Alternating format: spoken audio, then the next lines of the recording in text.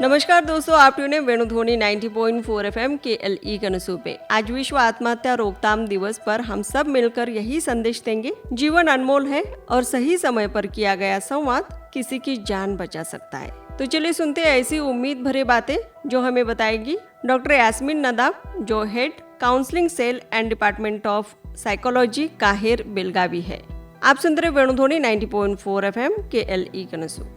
मैं डॉक्टर यास्मीन एक मनोतज्ञ हूँ और हेड काउंसलिंग सेल और डिपार्टमेंट ऑफ साइकोलॉजी केल यूनिवर्सिटी से हूँ। आज मैं world suicide and prevention day के इस मौके पर इस सुसाइड को किस तरह से हम लोग प्रिवेंट कर सकते हैं, इसके बारे में कुछ जानकारी देने के लिए मैं यहाँ पे आपसे बात करने के लिए उत्सुक हूँ। देखा जाए तो आत्महत्या वर्ल्ड वाइड डेथ के एक फर्स्ट 3 जो प्रमुख कारण है उनमें आता है, और वर्ल्ड हेल्थ ऑर्गेनाइजेशन WHO के प्रकार से अगर देखा जाए तो सालाना अंदाजन 1 मिलियन जितने लोग आत्महत्या से वहाँ पे उनकी मौत होती है। और अगर इधर के जो हम लोग अगर देते हैं रिसेंट पास्ट में या फिर रिसेंट ईयर्स में अगर देखा जाएंगे तो आत्महत्या के जो केसेस है आते आते सिग्निफिकेंटली ज़्यादा होते जा रहे हैं, और ये बहुत ही चिंता की बात भी है और जहाँ पे हम लोगों को बहुत ही ज़्यादा सोचने का विषय भी है। इसके लिए आत्महत्या करने के लिए जो भी कारण है, उनके पर्सनल लाइफ के हो, फाइनेंशियल लाइफ के हो, एजुकेशनल लाइफ के हो, सोशल लाइफ के हो, जो भी कारण है उनके बारे में जानना है, समझना है और किस वे में इसको हम लोग परिहार कर सकते हैं, मैनेज कर सकते हैं, प्रिवेंट कर सकते हैं, इसके बारे में हम सोचना बहुत ही ज़रूरी हो जाता है। और इसी दिशा में हर साल सितंबर 10 को वर्ल्ड सुसाइड प्रिवेंशन डे को मनाया जाता है। इसका मतलब ये नहीं है कि ये एक ही दिन इसके बारे में हम लोग बात करेंगे या फिर जानकारी देंगे, जानकारी लेंगे, नहीं। इसका मतलब ये होता है कि आत्महत्या के संबंधित कारणों को जानना, उनको समझना और उसके रिलेटेड जो भी जागरूकता है, जो भी क्रम है, सुरक्षिता के क्रम लेना, मजबूत बनाना और खुद में एक दूसरे में इसके बारे में जानकारी बढ़ाना, और जो भी ये क्रम है, जानकारी है, हमारी रोजमर्रा के जीवन शैली में, दिनचर्या में इनको अप्लाई करना। इसके वजह से हम लोग स्वस्थ और सुरक्षित जीवन वहाँ पे निभा सकते हैं। तो क्या क्या कारण हो सकते हैं इस सुसाइड करने के लिए या फिर सुसाइड के लिए, आत्महत्या के लिए? कारण दिखा जाएंगे तो बहुत सारे कारण हो सकते हैं वहाँ पे, बट अगर प्रमुख में अगर हम लोग इनको अलग अलग इस पे अगर क्लासिफाई करेंगे, बांटेंगे, तो दिखने के लिए प्रमुख कारण हो सकते हैं हमारे हेल्थ संबंधित, आरोग्य संबंधित जब हम लोग बोलते हैं वो मानसिक आरोग्य हो सकता है, शारीरिक आरोग्य हो सकता है, या फिर हमारे सोशल या फिर स्पिरिचुअल वेलबींग के संबंधित भी हो सकता है, और फैमिली कॉन्फ्लिक्ट्स हो सकते हैं, फैमिली फाइट्स हो सकते हैं, नेगेटिव पेरेंटिंग स्टाइल हो सकते हैं, या फिर स्ट्रेस संबंधित हो सकता है। जब हम लोग बोलते हैं वो फैमिली के संबंधित भी हो सकता है, आपके एजुकेशनल लाइफ हो या फिर वर्क लाइफ हो, पीयर ग्रुप के संबंधित हो, या फिर आपके लाइफस्टाइल के संबंधित हो, या फिर आपके सोशल लाइफ के जो भी सिचुएशन है, कंटेक्स्ट है, उसके रिलेटेड भी हो सकता है। और यहाँ पे बहुत ही इंपॉर्टेंट वे में अगर देखा जाए तो आपकी पर्सनैलिटी, आपके जो कैरेक्टर्स, जो ट्रेट्स हम लोग बोलते हैं, आपकी गुण जो है, और जिस तरीके से आप इन सिचुएशन को, संदर्भ को, लोगों को समझते हो, लेते हो, और आपके क्या क्या हैबिट्स है, और किस तरह से आप अपने टाइम को मैनेज करते हो, या फिर बहुत ही वरी वाला, हरी वाला आपके लाइफ पैटर्न है, किस टाइप के स्किल्स आप डेवलप करते हो, अप्लाई करते हो, और आपके जिस तरह के संबंध है या फिर उनकी मजबूतियां है, और आपकी मानसिक स्टेट जो बोलते हैं, आपकी उद्वेगता या फिर आतंकता का स्वभाव, आपका लाइफस्टाइल, और कभी कभार ऐसे कठिन परिस्थितियां भी आत्महत्या के कारण हो सकते हैं। अगर यहाँ पे हम लोग अपना ध्यान अपना थोड़ा आगे बढ़ाएंगे तो देखा जाएगा कि ये सारी परिस्थितियों में आप किस तरह से इनको परसीव करते हो, किस तरह से इनको समझते हो। समझने के बाद क्या काफी है समझना? नहीं। समझने के बाद जो आपके अंदर जो एनर्जी है, रिसोर्सेस है, जिसको हम लोग इंटेलेक्चुअल रिसोर्सेस बोलते हैं, या फिर mental energy, emotional energy, physical energy, जो आपके इसमें बहुत ही उपलब्ध है आसानी से, क्या आप उसको इस्तेमाल करते हैं इनको निभाने के लिए? जब नहीं, तो ये सारे कारण हो सकते हैं कि आप खिन्नता में पड़कर या फिर डिप्रेशन में पड़कर या डिप्रेस होकर, ऐसा भी मौके आएंगे कि संदर्भ हो सकता है कि आप नहीं अब मुझसे नहीं हो सकता है, आई थिंक अपने आप को मुझे ख़त्म करना पड़ेगा, ख़त्म करना ही बेहतर है। और एक कारण अगर देखा जाएगा तो माँ बाप का हो या फिर फैमिली का, टीचर्स का, सब सपोर्ट रहता है, सारी सुविधाएं भी रहते हैं, सब कुछ अच्छा चल रहा होता है, बट ओवर कॉन्फिडेंस की वजह से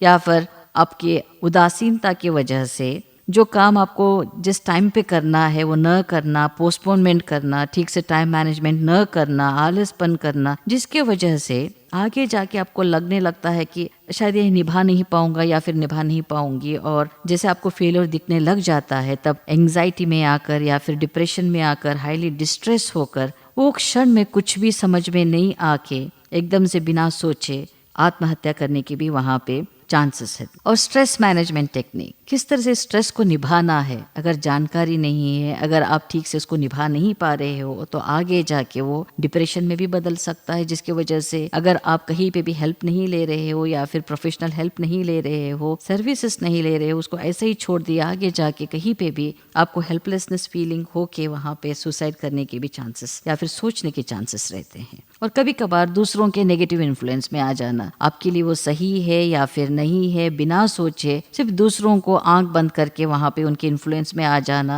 उनके पीछे चल देना, जिसकी वजह से आगे जाके कहीं पे भी वहाँ पे कॉम्प्लिकेशंस हो सकते हैं। तो जब आपको वहाँ पे परिहार न दिखाई देगा या फिर नहीं मिलेगा तो सोच आ सकता है कि कुछ मतलब ही नहीं है, आई थिंक मैं वर्थलेस हूँ या फिर मेरा कुछ वैल्यू ही नहीं है। और बहुत बार ये भी देखा जाता है कि इन सारे परिस्थितियों, जितने भी मैंने बोला, इन सारे परिस्थितियों में फेस करने की क्षमता नहीं रहती है, कैपेसिटी नहीं रहती है, ना ही आप उसके बारे में सीरियसली सोचते हो। तो ये काफ़ी ज़्यादा क्या होता है इन सारी परिस्थितियों में, सिचुएशंस में अवॉइडेंस जो बोलते हैं, इन सारे सिचुएशंस को, कारणों को अवॉइड करने के लिए आप मोबाइल या इंटरनेट का, स्क्रीन का ज़्यादा से ज़्यादा यूज़ करने के लिए लग जाओगे, जो एडिक्शन में भी बदल सकता है और आगे जाके इसका दुष्परिणाम या फिर नेगेटिव इफेक्ट आपके पढ़ाई पर, एकेडमिक्स पर, आपके वर्क पर, आपके बिहेवियर पर, आपकी इमोशनल मैच्योरिटी पर, आपकी जिस तरह से आप अपनी भावनाओं को कंट्रोल करते हो, कर सकते हो, उस पर, आपके रिलेशंस पर, संबंध पर, जिस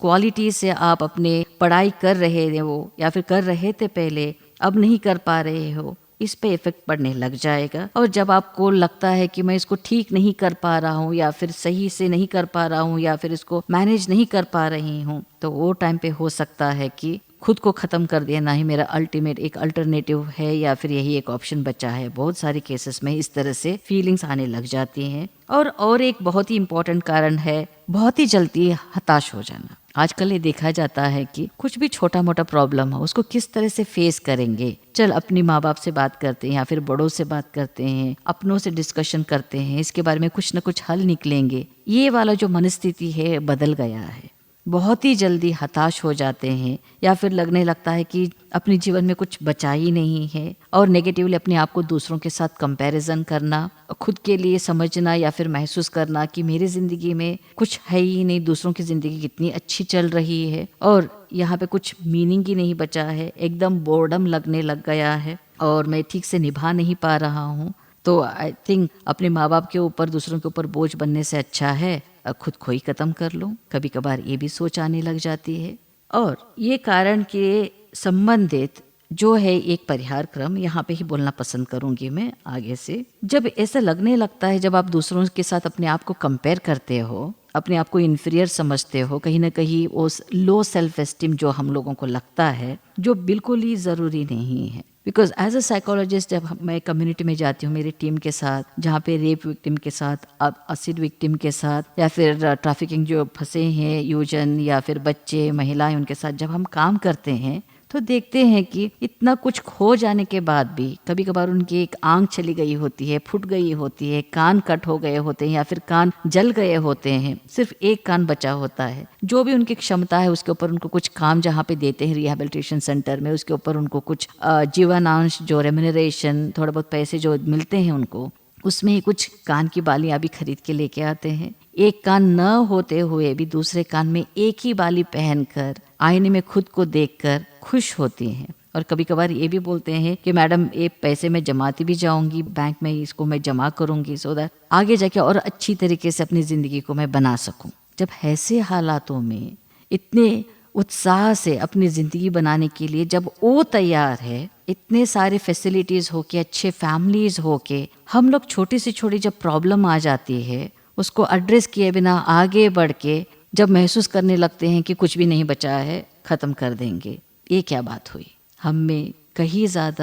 कहीं बहुत ज़्यादा हद तक हमारी ज़िंदगी इतनी खूबसूरत है, इतनी फैसिलिटीज़ है, इतनी सुविधाएं हैं, हम लोग इसको बहुत और भी सुंदर और कॉन्फिडेंटली लीड कर सकते हैं, जी सकते हैं। अगर आगे बढ़ते हुए दूसरा कारण भी देखेंगे तो जो हमारी क्वालिटी ऑफ लाइफ है, जो लाइफस्टाइल है, हमारी हो, हमारे माँ बाप की हो, हमारी भाई बहनों का हो, जो हमारे फैमिली में जो चल रहा है, अगर ये अनहेल्दी लाइफ पैटर्न है, यहाँ पे मैं एक बात बोलना चाहूँगी। आजकल माँ बाप स्पेशली वर्किंग पेरेंट जो है इतनी अपने शेड्यूल्स में बिजी हो जाते हैं कि अपने बच्चे क्या कर रहे हैं, उनकी संगत किससे है, मोबाइल में कौन सा ऐप यूज़ कर रहे हैं, किस तरह से वो टाइम स्पेंड कर रहे हैं, कहाँ पे कौन से अच्छी एक्टिविटीज़ में, हेल्दी हैबिट्स में वो इन्वॉल्व हो रहे हैं, नहीं हो रहे हैं, उसके ऊपर ध्यान ही नहीं जाता है। एक और कारण हो सकता है। और इसका दूसरा अगर हम लोग फेस देखेंगे, माँ बाप अच्छा खासा टाइम बिताने के लिए भी तैयार है, बट आप तैयार नहीं हो। दूसरों का लाइफस्टाइल देख के आपको लगता है कि मुझे भी एक इनके जैसा बनना है। इनके जैसा, किनके जैसा? जो आपके पास रिसोर्सेज है, जो आपके एम्बिशंस है, जो आपकी लाइफ में आपको आगे बढ़ा के लेके जाएगा, आप उसको छोड़ के दूसरे ट्रैक पे चले जाते हो, जिसकी वजह से आगे कंफ्यूज स्टेट हो सकता है, कंपैरिजन हो सकती है, या फिर इंफीरियरिटी कॉम्प्लेक्स भी हो सकता है, जिसकी वजह से कहीं ना कहीं सुसाइडल थॉट्स आने की भी वहाँ पे चांसेस रहते हैं। तो इतने सारे अलग अलग कारण हैं। यस, जान लिया हमने मैम कि अलग अलग कारण हो सकते हैं यहाँ पे। तो इसको किस तरह से निभाया जाए, किस तरह से मालूम किया जाए कि ये सुसाइडल थॉट्स मेरे में भी जनरेट हो रहे हैं या मेरे अपनों में है, और किस तरह से इसको हम लोग पहचान करेंगे। तो कुछ हम लोग जो बोलते हैं वार्निंग साइंस जो बोलते हैं हम लोग, ये आत्महत्या के कुछ सूचनाएं भी हो सकते हैं, जैसे भावनात्मक सूचनाएं, सीवियर स्ट्रेस मीन्स कोई भी आपकी जो सिचुएशन रिलेटेड है जिसकी वजह से आप सीवियर स्ट्रेस में वहाँ पे हो गए हो, या फिर डिस्ट्रेस हो गए हो, एंग्शियस हो गए हो, उसमें डूबते ही जा रहे हो आप, और लग रहा है कि मैं कहीं ना कहीं इससे बाहर निकल ही नहीं पा रहा हूँ। और जो रिलेशन में, जो फ्रेंडशिप में, उनके साथ बात करने में जितनी आपकी इंटरेस्ट थी पहले, आते आते उसमें आप इंटरेस्ट गंवा रहे हो, बिल्कुल ही अपनी आसक्ति खो रहे हो, और अपनी जो भी एजुकेशनल जो भी असाइनमेंट है, या फिर जो भी एजुकेशनल लाइफ है, जो भी उसके रिलेटेड एक्टिविटीज़ है, स्टडीज़ है, उसमें आते आते आपके इंटरेस्ट बिल्कुल ही खो रहा है। अपने आप को आप दूसरों से आइसोलेशन में लेके जाना पसंद कर रहे हो, आते आते डल हो रहे हो। ये सारी चीज़ें एक्सट्रीम या फिर हाई लेवल ऑफ स्ट्रेस की वजह से हो सकते हैं। और आतंक और आक्रोश, जैसे कांस्टेंट आतंकता हो, या फिर चटपटाना, या फिर गुस्सा आना अपने बारे में, या फिर अपने जो भी क्लोज निट में है, फैमिली मेम्बर से, अपने जो क्लोज लव्ड वन से, उनके रिलेटेड ओवर थिंकिंग, वरीइंग करना, और क्या हो जाएगा पता नहीं, होपलेसनेस लग रहा है, हेल्पलेसनेस लग रहा है, ये वाली भावनाओं में बहना। और भावनाओं के संबंधित अगर बात किया जाए तो लोनलीनेस, ये वाली फीलिंग्स आने लग जाना, हताशता, अपने आप में निष्प्रयोजक की भावनाएं, और आत्महत्या के संबंधित आलोचना आने लगना, या फिर आत्महत्या के रिलेटेड, सुसाइड के रिलेटेड थिंकिंग, या फिर योजना बनाना, यस मुझे ख़त्म करना है, किस तरह से करूँगा, क्या करूँगा, ये सारे भावनाओं की रिलेटेड सूचनाएं हैं। और बर्ताव के रिलेटेड, बर्ताव के संबंधित क्या क्या सूचनाएं हैं, इंटेंस एंग्री मीन्स तीव्रतर से चिड़चिड़ाना, गुस्सा होना, दूसरों पे चिल्लाना बिना कोई ठोस वहाँ पे वजह के, और अपने मूड में स्विंग्स आना, या फिर एकदम से अचानक अपने आप ही खामोश हो जाना, और ऑलमोस्ट ऑल सारे कामों में, या फिर एजुकेशन के जो असाइनमेंट्स है, एकेडमिक्स है, एक्टिविटीज़ में, उसमें अचानक से आते आते अपने इंटरेस्ट खो देना। और किस तरह से इन चीज़ों को, जब हम लोगों को ये सूचनाएं मिलती हैं अपने आप पे, या फिर अपने इर्द गिर्द के अपने जो जिसको हम लोग चाहते हैं, अपने फ्रेंड्स हो, फैमिली मेम्बर्स हो, या फिर अपने क्लोज नेट में जो है, उनमें ये सूचनाएं जब दिखती हैं तो क्या मापन लेना चाहिए, क्या करना चाहिए। तो अगर उनके लाइफ में क्या चल रहा है, स्ट्रेस है, तो इसकी वजह से ये परिणाम हो रहे हैं क्या, इसको कॉन्स्टेंटली आपको इसके बारे में वहाँ पे ध्यान रखना है, ऑब्जर्व करना है, और कौन से रिस्क फैक्टर्स है उसके बारे में आपको जानना है, उसके बारे में आपको और गहराई से समझना है, जो उनके प्रेजेंट लाइफ से हो सकता है या फिर पास्ट एक्सपीरियंस से हो सकता है या फिर कुछ फाइनेंशियल रिलेटेड मैटर हो सकता है या फिर लिमिटेड सोशल सपोर्ट भी हो सकता है या फिर दूसरों की वजह से जो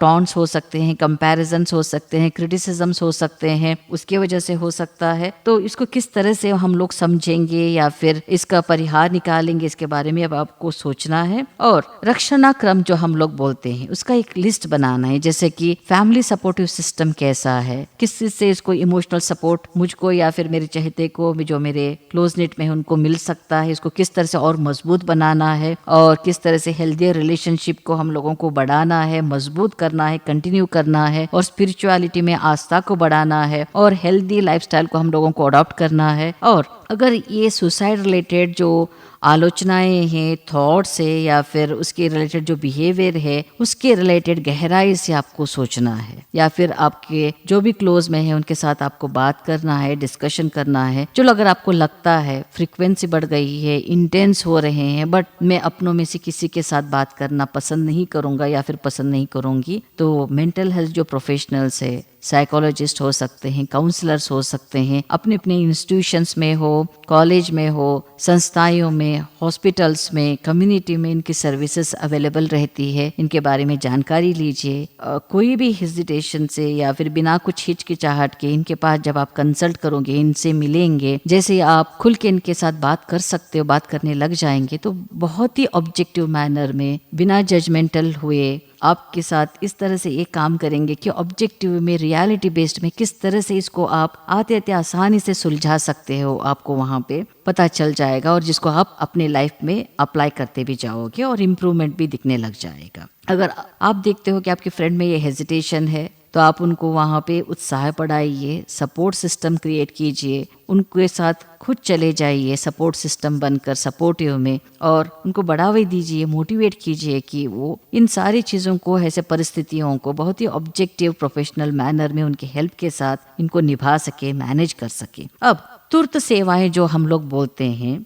बहुत ही तुरंत समय में जहाँ पे ये आत्महत्या के सिचुएशन है, किस वे में विधान से हम लोग इसको निभा सकते हैं, मैनेज कर सकते हैं। जैसे उनको सपोर्ट की या फिर आशावाद की, ऑप्टिमिज्म की बातों से उनको हम लोग बोलते हैं ऑलवेज कि रीच आउट करो, खुद होकर आप दूसरों से सहायता मांगो। बट रियलिटी में ये होता है कि मदद मांगना बहुत मुश्किल का काम होता है किसी किसी के लिए। जैसे आपको लगे कोई की किसी को इस तरह की मनस्थिति है, तो आप वेट मत कीजिएगा कि वो आपसे मदद मांगे, आप खुद पहुंच जाइए उनको मदद देने के लिए। उनकी बातों को गौर से सुनिए, समझिए, बिल्कुल अवॉइड नहीं करना, ना ही नेग्लेक्ट करना और ना ही जजमेंटल बनना है। आपको उनकी परिस्थिति को, उनकी मानसिक स्थिति को समझने के लिए आपको वहाँ पे कोशिश करनी है और उनमें वो कॉन्फिडेंस, आत्मविश्वास भरना है कि आप उनके साथ में हैं, सब साथ में हैं। इन परिस्थितियों को अच्छे खासे निभाया जा सकता है और उनको बढ़ावा दीजिए, मोटिवेट कीजिए कि अच्छे हैबिट्स में, कुछ एक्टिविटीज में अपने आप को इन्वॉल्व कर सके, आपके साथ, दूसरों के साथ बैठ सके, बातचीत कर सके। ऐसा नहीं होता है कि एकदम से वो एक्टिवली इन्वॉल्व हो जाएंगे, बट ग्रेजुअली मोटिवेशन के साथ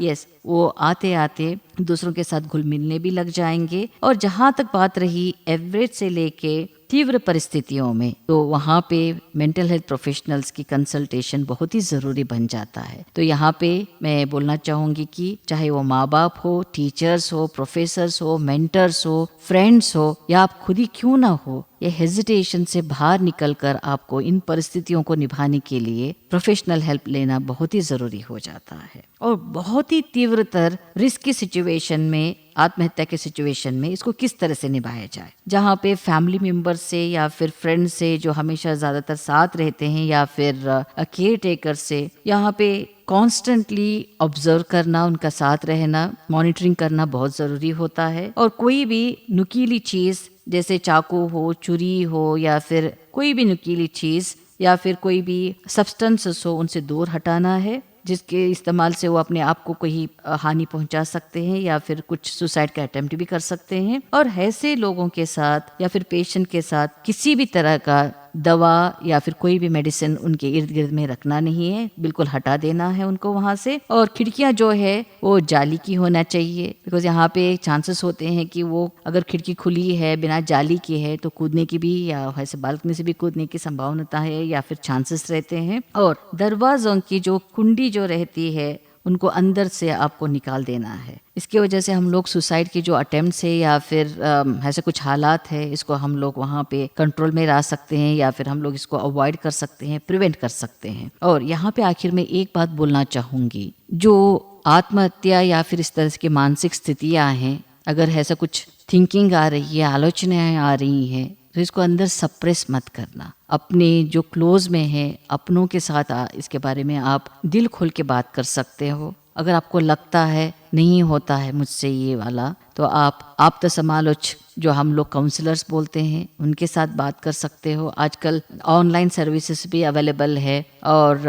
गवर्नमेंट से भी कुछ ऑनलाइन सर्विसेज अवेलेबल है। और केएल यूनिवर्सिटी से अगर बताया जाए तो हर शनिवार के दिन अपॉइंटमेंट लेके आप प्रति शनिवार के दिन सुबह 10 बजे से 1 बजे के दरमियान भीतर में आप ऑन टेली काउंसलिंग सर्विसेज आप उपलब्ध भी कर सकते हो, जहाँ पे प्रोफेशनल काउंसलर्स, साइकोलॉजिस्ट आपको टेली काउंसलिंग के जरिए आपको हेल्प भी कर सकते हैं। बट आप टेलीफोन पर अपॉइंटमेंट ले सकते हैं, जिसके लिए आप कम्युनिकेट कर सकते हो यूनिवर्सिटी के नंबर पर 0831244444, एक्सटेंशन रहेगा 4321। आप डॉक्टर यास्मीन के लिए पूछ सकते हो या फिर मेरी कोई भी टीम मेंबर, अगर अपॉइंटमेंट लेते हैं आप तो प्रति शनिचर के दिन, शनिवार के दिन आप सुबह 10 बजे और 10 बजे से दोपहर के 1 बजे के अंदर ये सुविधाएं भी पा सकते हैं। तो एज अ साइकोलॉजिस्ट मैं एक बात बहुत ही गहराई रूप से और बहुत ही मजबूती से यहाँ पे बोलना चाहूँगी, ये जो जिंदगी मिली है हम लोगों को बहुत ही सुंदर है। ऐसा नहीं कि अपने आप सुंदर बन जाएगा, और भी इसको सुंदर बनाने के लिए हम लोगों को इसको अच्छे खासे मैनेज करने पड़ेंगे, अच्छा लाइफस्टाइल डेवलप करना पड़ेगा और अपने रिश्तों को मजबूत बनाना है, अपने आप को मजबूत बनाना है। कहीं ना कहीं ये जिंदगी के सफर में अगर कहीं भी दिक्कतें आती हैं, समस्याएं आती हैं, तो आपको वहाँ पे दिल खोना नहीं है, ना ही दिल को बिठाना है या फिर आपको होपलेस या हेल्पलेस फील नहीं करना है, बल्कि आपको आगे बढ़ना है। रीच आउट, रीच इन तो दो बोलते हैं हम लोग। अगर आप रीच आउट नहीं कर सकते हो तो कम से कम अपनों के साथ कुछ शेयर कीजिए, जिसकी वजह से कुछ न कुछ रास्ते निकल के आ जाएंगे, जहाँ पे उनके साथ आप आगे बढ़ के प्रोफेशनल हेल्प भी ले सकते हो। अगर इर्द गिर्द में अपनों में आपको दिखता है कोई रीच आउट करने के लिए उसको पॉसिबल नहीं हो रहा है, बट उसकी इसमें प्रॉब्लम्स है, वहाँ पे सुसाइड के रिलेटेड उसकी थिंकिंग से या फिर अटेम्प्ट कर चुके हैं या फिर सोच रहे हैं, तो आप रीच इन हो जाइए, अपनी मदद के हाथ उनके यहाँ पे पहुंचाइए। बिकॉज जमाने गए जहाँ पे बोला जाता था कि कुआं प्यासे के पास नहीं आता है, प्यासा कुएं के पास प्यासे को जाना पड़ता है। अब जमाना बदल गया है, कुएं का पानी अपने आप से नहीं आए तो भी हम लोग उसको बोतल में भर के, बिस्लेरी में भर के या फिर बोतल में भर के प्यासे के पास पहुंचा सकते हैं। इसी के जरिए आप रीच इन जब करोगे, हम लोग उनके पास पहुंचेंगे, उनको सर्विसेज देंगे, उनको उत्साहता बढ़ाएंगे, मजबूत बनाएंगे, जिसकी एक तरीके से हम लोग इस आत्महत्या को हम लोग वहाँ पे प्रिवेंट कर सकते हैं, उसको रोक सकते हैं। तो ये एक दिन के लिए नहीं, हर दिन के लिए हम लोगों को ये अपनाना है और अच्छे से एक स्वास्थ्य और सुंदर से जीवन हम सबको बिताना है। धन्यवाद। दोस्तों याद रखिए, हर जीवन कीमती है और आप कभी अकेले नहीं है। खुलकर बात कीजिए, मदद लीजिए और दूसरों का साथ दीजिए। यही संदेश था विश्व आत्महत्या रोकथाम दिवस पर। और हमारे साथ थी डॉक्टर यास्मीन नदाब, जो head counselling cell and department of psychology KAHER Belagavi है।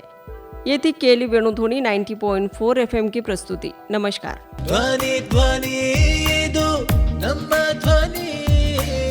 केली कनसु नन सदा वेणु